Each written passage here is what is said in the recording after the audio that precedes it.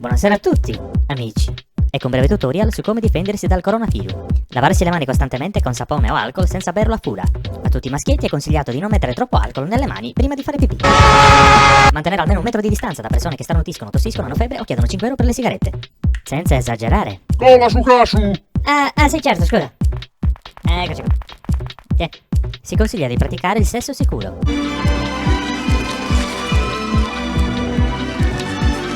Non toccare occhi, naso e bocca come Raffaella Carrà. Tossire o starnutire all'interno del gomito. Se invece siete reduci dalla guerra del Golfo e non avete braccia, utilizzate quelle della persona più vicina.